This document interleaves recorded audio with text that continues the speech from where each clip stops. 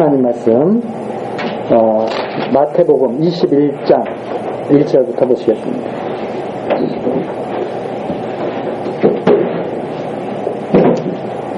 마태복음 21장 1절입니다. 저희가 예루살렘에 가까이 와서 감난산 벳바게에 이르렀을 때 예수께서 두 제자를 보내시며 이르시되 너희 맞은편 마을로 가라. 곧 매인 나귀와 나귀 새끼가 함께 있는 것을 보리니 추어 내게로 끌고 오너라. 만일 누가 무슨 말을 하거든 주가 쓰시겠다 하라. 그리하면 즉시 보내리라 하시니 이는 선지자로 하신 말씀을 이루려 하시니라.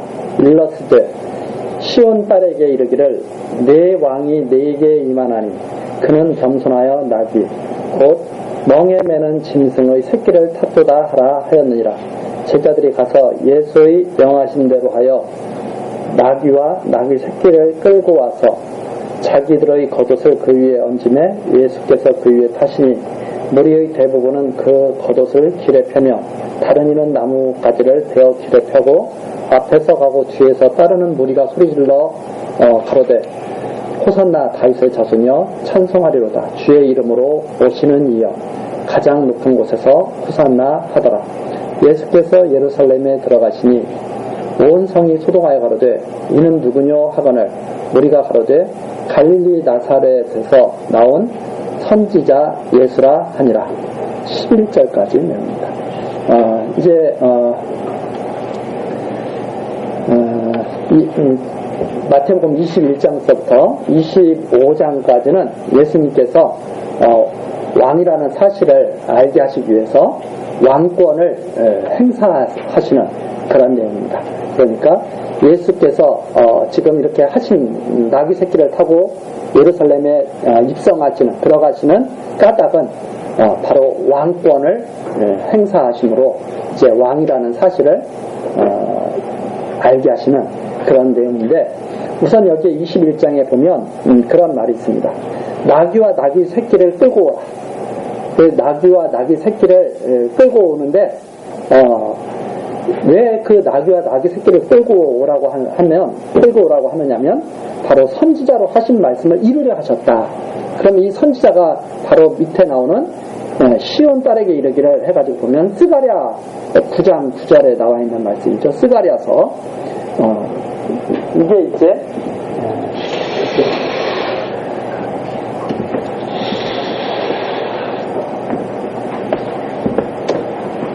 스가랴 선지자는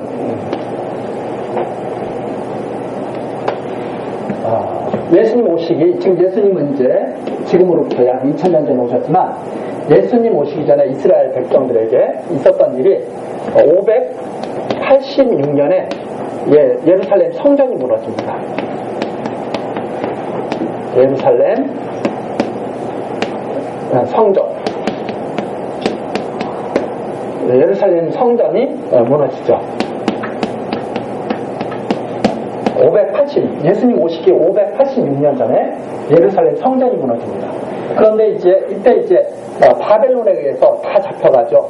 바벨론에 의해서 70년 동안 바벨론에 의해서 잡혀갔다가 포로로 돌아와서 성전을 세우는 때가 언제냐면 516년에 성전을 재건하게 됩니다.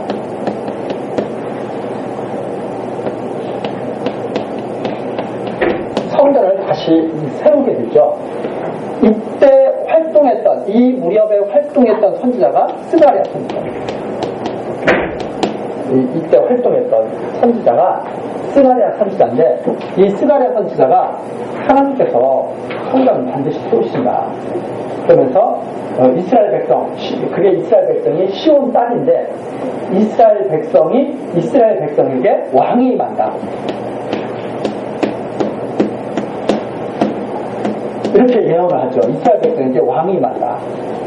그러면서 이 왕이 임하면 이스라엘 백성에게 왕이 임하면 이 왕은 아주 겸손해서 나귀 새끼를 탈 것이다. 이렇게 이제 스가랴 선지자가 예언을 했던 거예요. 그러니까 586년에 예루살렘 성전이 바벨론에 의해서 무너지는데 이게 이제 바벨론 포로로 지내게 되죠.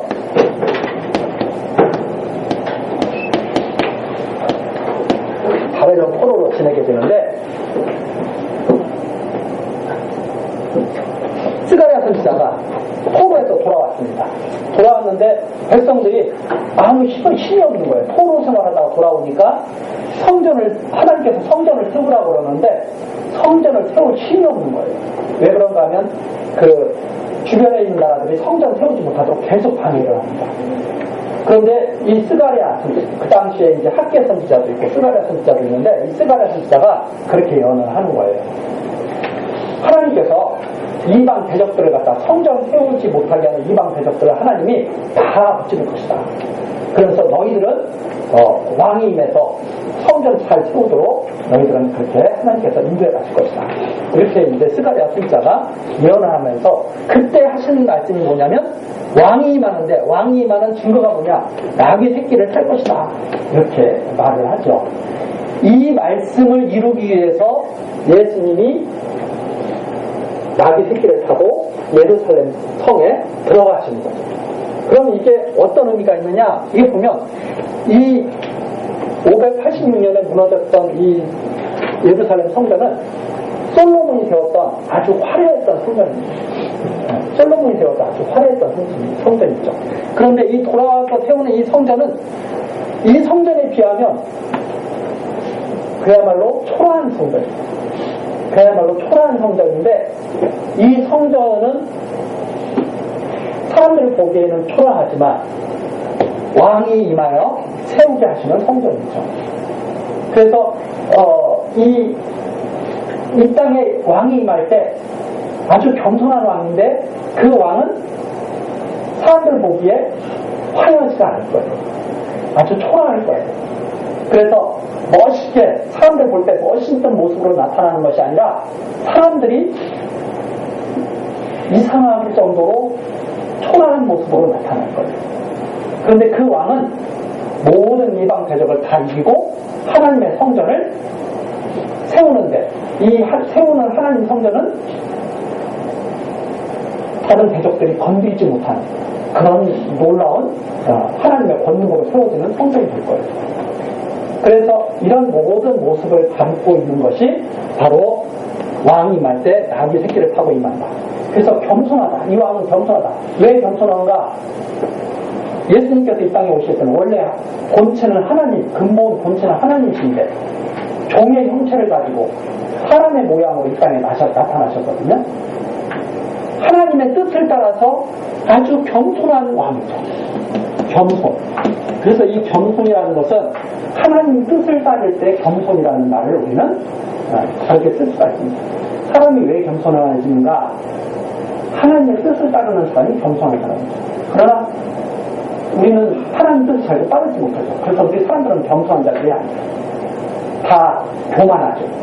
다 자기를 최고로 알고 다 남보다 자기를 낮게 여기고 하나님 뜻보다 막 자기 뜻을 이루려고 그러고 그래서 겸손한 사람이 아니죠.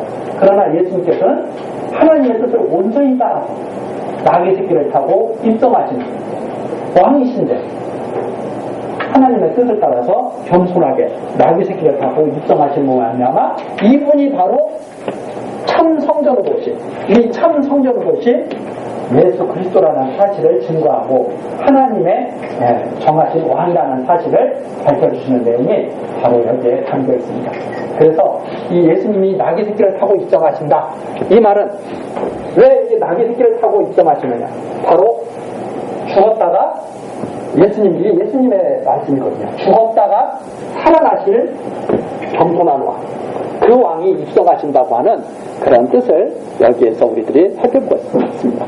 그러니까 우리가 이건 교회학교에서 생각할 때 좀 이해하기 어려울 수도 있어요. 왜 그런가 하면 이거 어른들도 잘 이해하기 어렵거든요. 이게 무슨 뜻인지.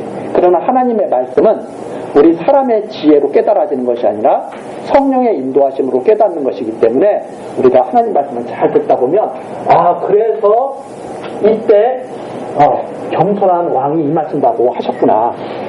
하나님의 능력으로 세워지는 그 성전을 바라보면서 겸손한 왕이 임하신다고 그렇게 하셨구나 하는 것을 우리들이 알 수가 있습니다.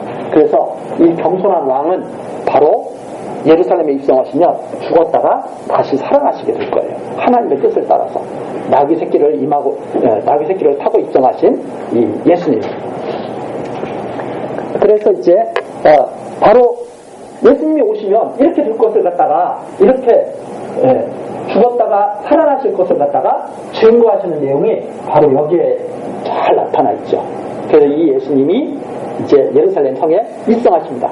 그러면 입성하셔서 이 역사를 그대로 이스라엘 역사를 통해서 보여준 대로 죽고 살아나시겠죠.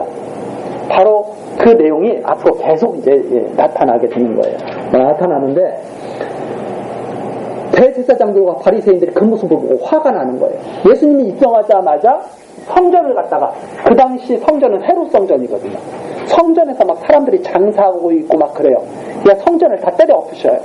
왜 우리 아버지의 집은 기도하는 집인데, 하나님의 뜻을 사모하는 그 집인데 너희들이 성전에 와서 장사를 하느냐, 왜 세상 그 강도의 소굴로 만드느냐 해가지고 성전을 다 때려 엎으시는 내용이 바로 12절서부터 나오죠. 21장 12절서부터 다 내쫓아버립니다.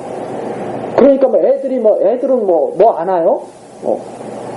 그 예수님을 쫓아다니면서 애들은 막 좋아하는 거예요. 그래서 아이들이 막 소경도 고쳐주시면서 막 예수님께서 놀라운 일을 하시니까 아이들이 막 박수를 치면서 막 따라다니면서 좋아하는 거예요. 그랬더니 바리새인들과 대제사장이 화가 났죠. 화가 나가지고 도대체 이게 무슨 일이냐 하고 막 분하니까 예수님께서 16절 그렇다. 어린아기와 젖먹이의 입에서 나오는 찬미를 온전케 하셨나이다 함을 너희가 읽어본 일이 없느냐.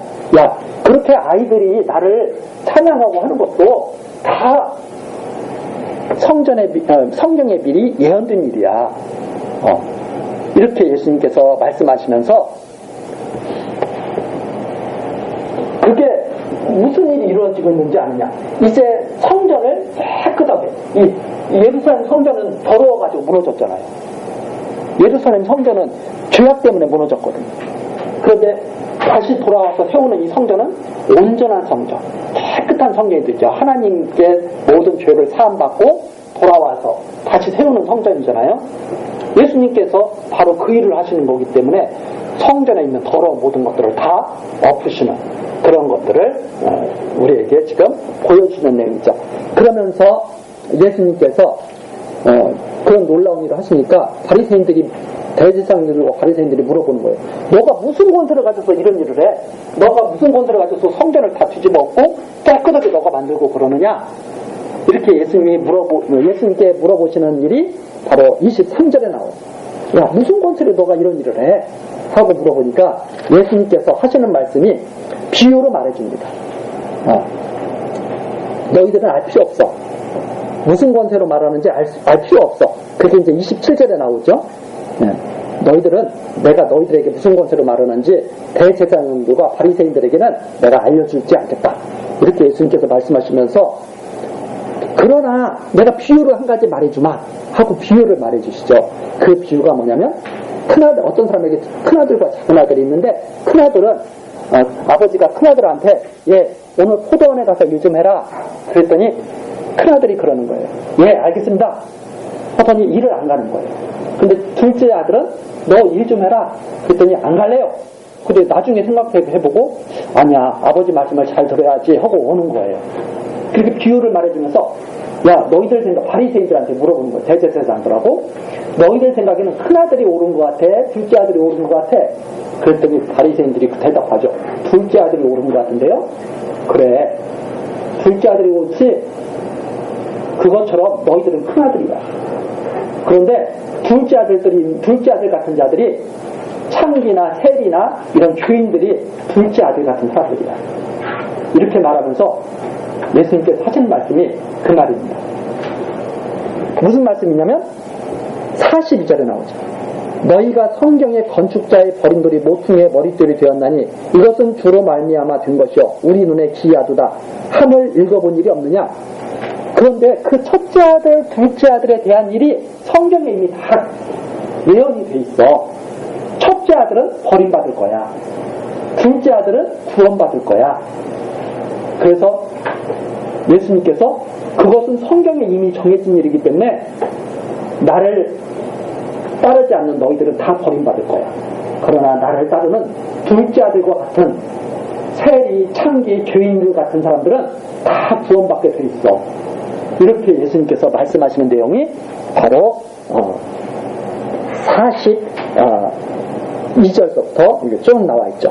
그런데 45절 대제사장들과 바리새인들이 예수의 비유를 듣고 자기들을 가리켜 말한 줄 알고 야 이거 잡아 죽여야 되겠다 이렇게 생각했으나 그때는 무리가 많기 때문에 무서워서 그렇게 하지 못했더라 하는 말씀이 46절까지 나와 있습니다.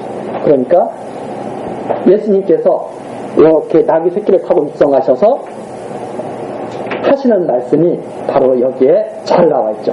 두 아들 비유로 예수님을 따르는 자들은 구원을 받지만 예수님을 따르지 않는 자들은 멸망을 받을 것인데 그것이 바로 성경에 미리 기록된 대로 이루어질 것이다 하고 예수님께서 말씀하시는 내용이 여기에 나와 있습니다. 그래서 천국이라고 하는 것은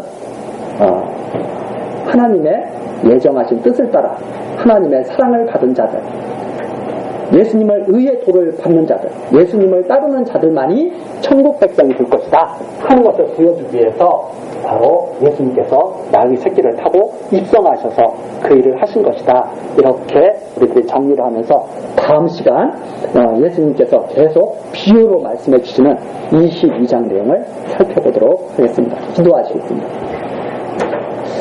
사랑이 많으신 하나님, 오늘 우리 교회 학교 한 자리에 모이게 하셔서 나귀 새끼를 타고 예루살렘에 들어가시는 겸손한 왕 예수님에 대해서 우리들이 살펴봤습니다. 이 일은 예수님께서 오시기 전 벌써 500년 전에 하나님께서 미리 정해서 이루시는 일입니다. 하나님, 우리들에게 지혜를 주셔서 하나님의 정하신 일들이 이렇게 세상에서 이루어져 간다는 것을 잘 알게 하시고 이것을 우리들이 믿고 마음의 평안을 누리며 살아갈 수 있도록 지켜주옵소서. 하나님의 뜻이 아니면 아무도 우리들을 해할 수 없다는 것을 알게 하시고 예수 그리스도 안에서 모두가 복된 삶을 살 수 있도록 은총을 더하여 주옵소서. 우리 교회 학교 학생들에게 하나님께서 총명을 주시기를 바라고 원하며 예수 그리스도의 이름으로 기도드리옵나이다. 아멘.